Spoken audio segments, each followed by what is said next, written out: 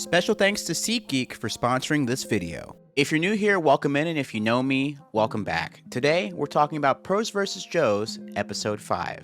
If you're just joining in the series, Pros vs. Joes is where three wannabe athletes try to compete against some of the best athletes to ever walk the earth. We have a new batch of pros today. Let's meet them.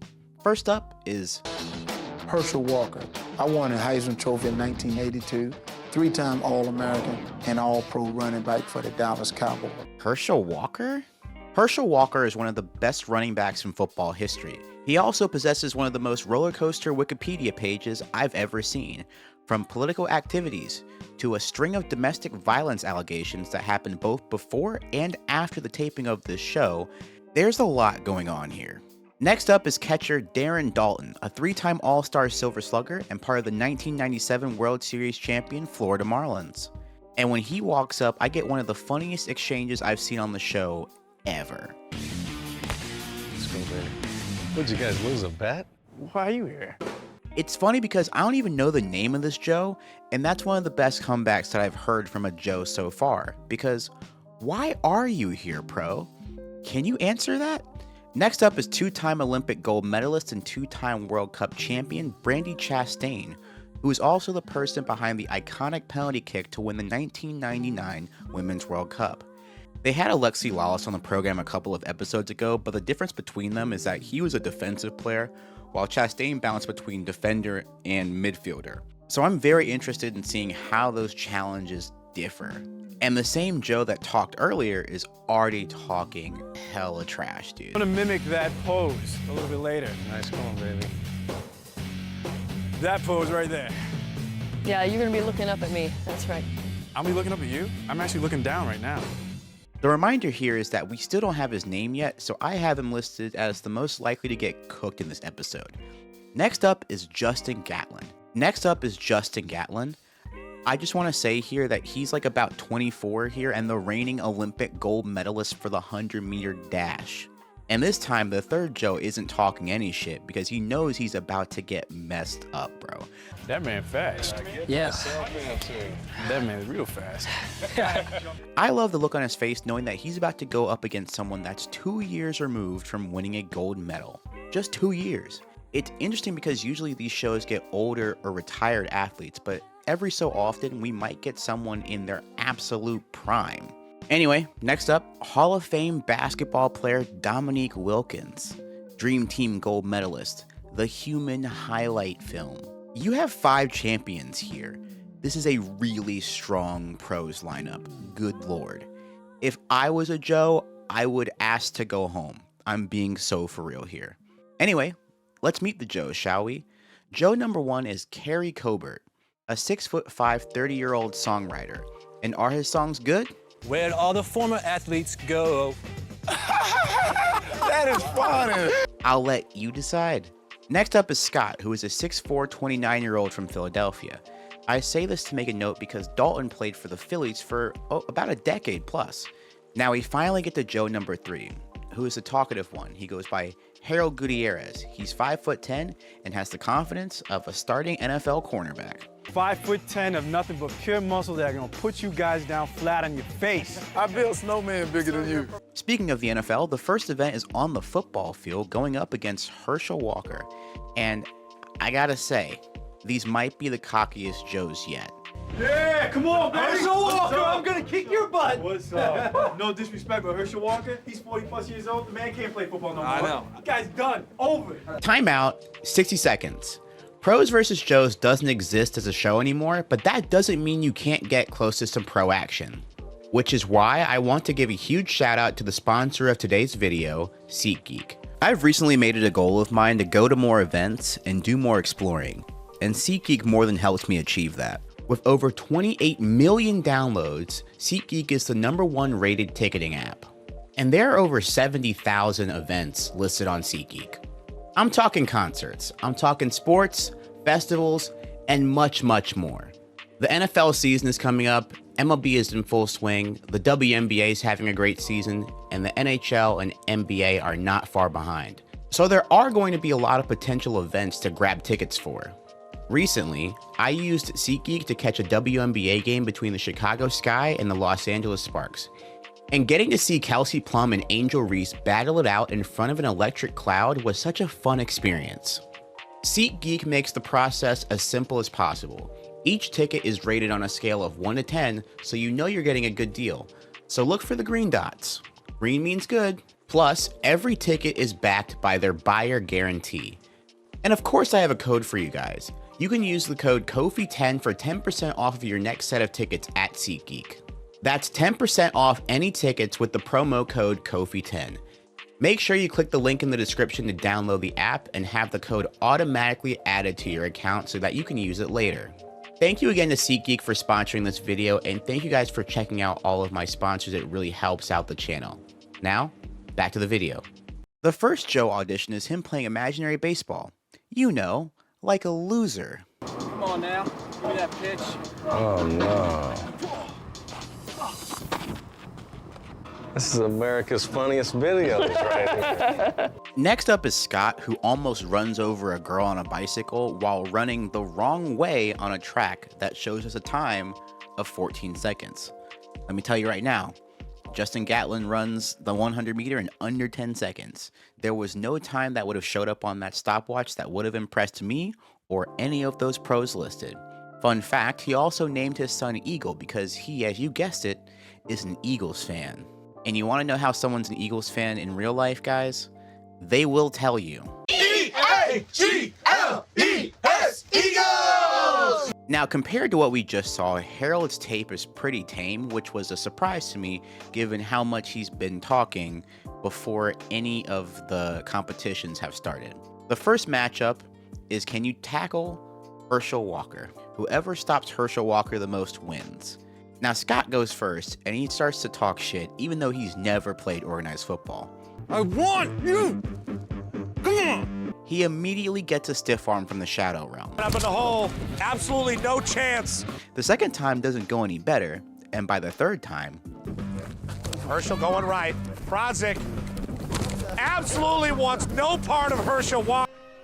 Yep. To a point where Herschel Walker says that that was so pitiful. And to be fair, I've never seen that pitiful of a linebacker in my life. I know that this is a show where you gotta prove you're right, but sometimes you gotta make that pros versus Joes executive decision. It's very rare, doesn't happen that often, but sometimes I totally understand. Anyway, who's up next? Oh, the 6'5" Carey. Carey does better than Scott, and Herschel actually had to try this go round. The second run is an absolute wrecking ball of a hit. Up in the hole. Oh! Oh! Hey! Like, that's the hit of the day. Like, Herschel Walker just sends this dude straight to the ground. Carey actually has to wait a moment before going back in. He like takes 5. And the talkative Joe, Harold, is starting to realize that he might be about to get sent to the shadow realm himself. He is done talking. What? Oh, I ain't nervous. I know I'm waiting my turn. Waiting your turn to die.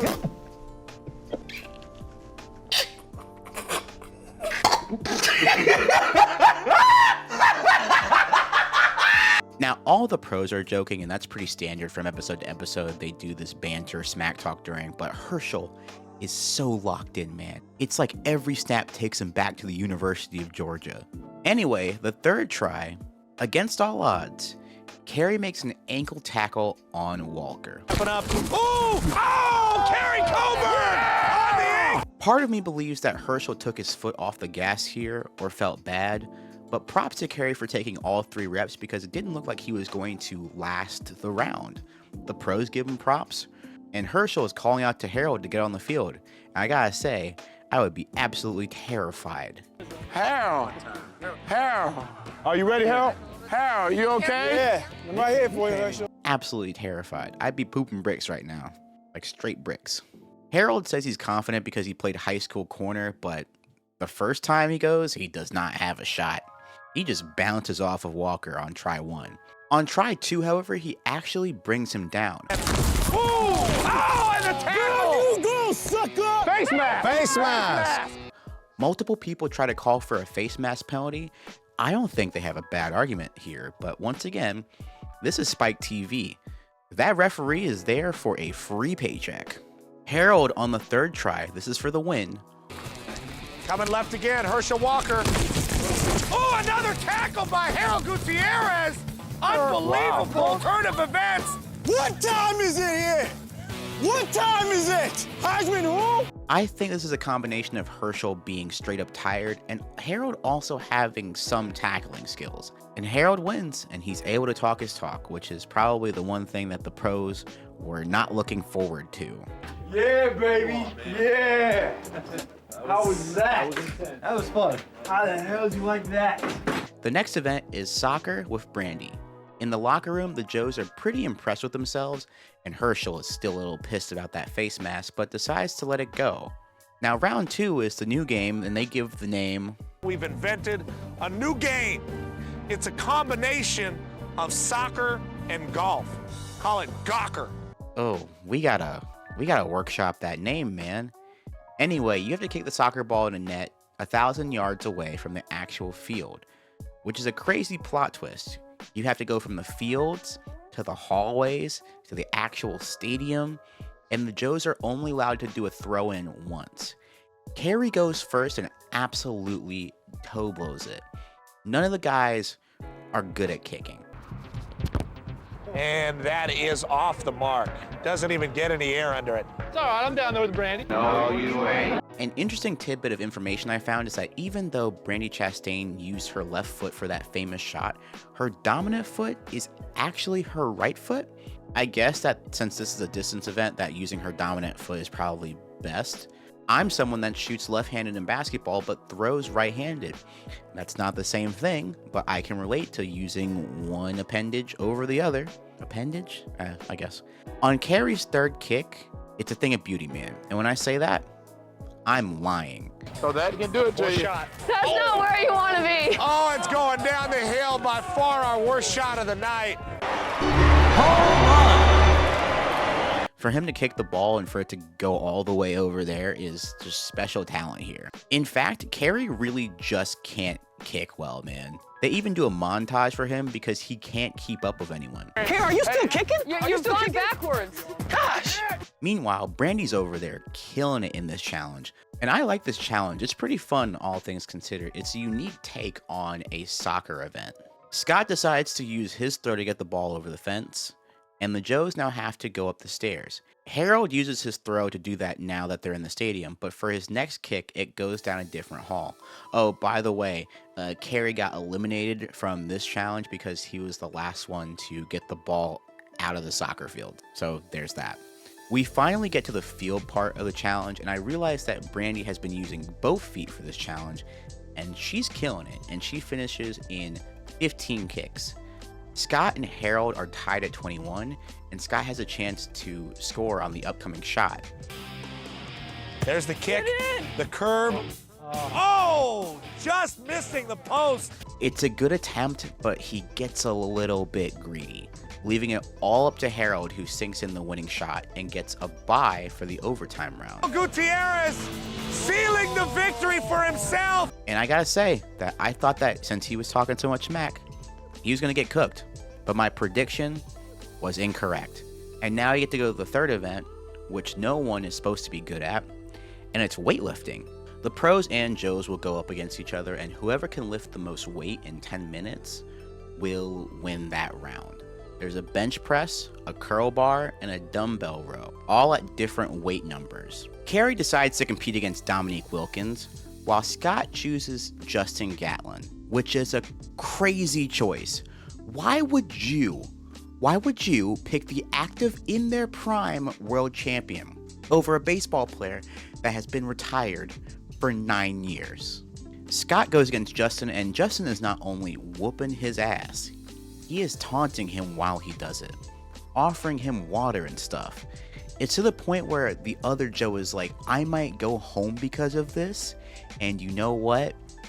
Fair. Justin only wins by 190 because he spent a lot of the time just slacking off and taunting Scott. But he would have whooped Scott something serious, man, if he actually gave it his all, because that brother's pace was crazy. Next up is Dominique Wilkins, and he's moving at a much slower pace than Gatlin, which Wilkins gains more speed by going to the bench. An interesting thing is that we see both pros take a water break while the Joes don't and just clank it out. Carey gets over 16,000 pounds and beats Wilkins. I feel like this challenge is really great. It's also really tough because it's one of the few events that I've seen here that has a hidden mental element to it. Because not only do I have to do weights, I have to mentally track if I'm doing the same amount of weight or less weight than my competition. So it's like exercise plus math at the same time. I think that's where the pros messed up because they weren't thinking about the math side of things, while the Joes probably were thinking about it a little bit more.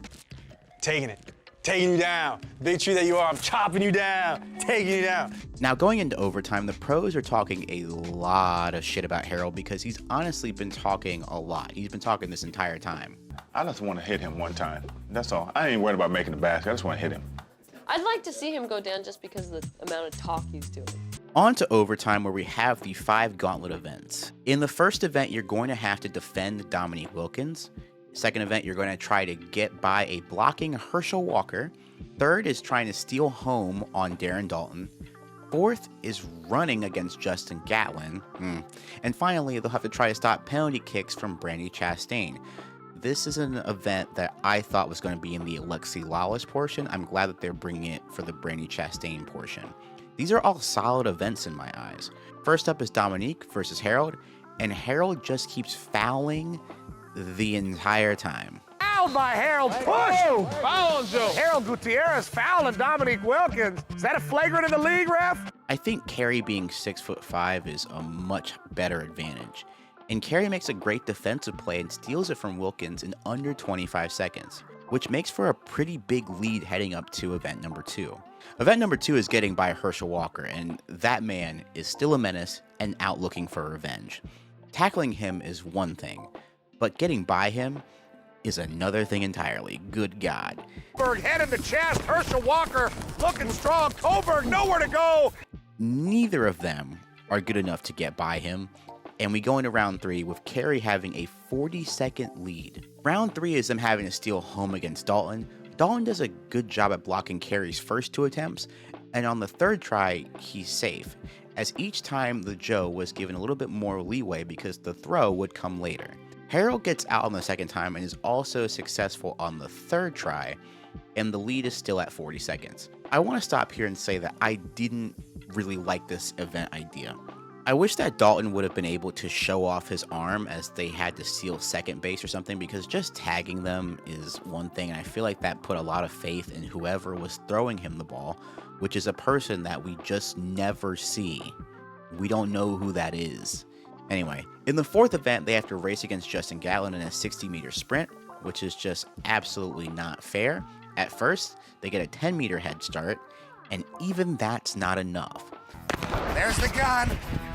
Gatlin gaining ground. He is gonna snatch him up. So they're given a 20-meter head start, which I did not like this. That's a third of the race that is unaccounted for. And it was already close in the 60-meter rate. I think it should have been a 15-meter head start max.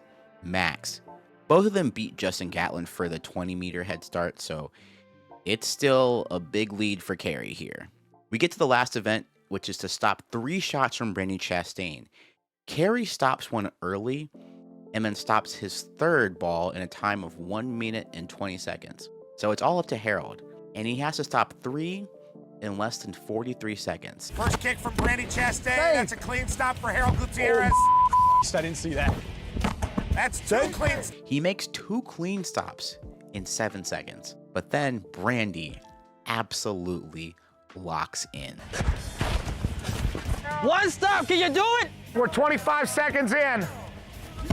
He was off to a great start, but now Brandi Chastain hurting him bad. Harold gets his next stop 30 seconds later, but he doesn't get to the game ball in time and loses by 2 seconds. One of the closest finishes in pros versus Joe's history. And once again, that Wilkins steal was the main difference because Harold and Carey were pretty much even in everything else. Now that we're finished, I have to rank the pros. Last is Dalton. He only got to compete in the overtime event, and it was an underwhelming event to no fault of his own. He did pretty well in an episode where no one did that poorly, so his lack of airtime is what puts him last. Fourth is Wilkins.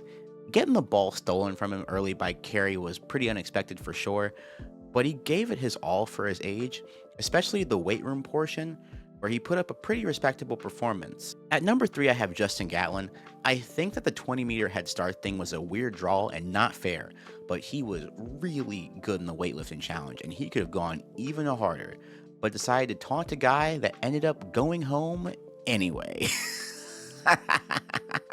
Number 2, Herschel Walker. Yes, he let one of the guys tackle him twice, but he laid some of the more memorable hits in the show's history so far and was a brick wall in the overtime challenge. And number 1 is easily Brandi Chastain. Her performance in the golf soccer challenge was flawless, and her overtime challenge made for a real tense and close finish, so she's easily the number 1 here in this episode. Thank you guys for watching to the end of this video. And if you haven't seen the rest of the Pros vs. Joes series, feel free to watch them. They're on a playlist on my channel. Thank you guys so much, and I'll see you guys later. Goodbye.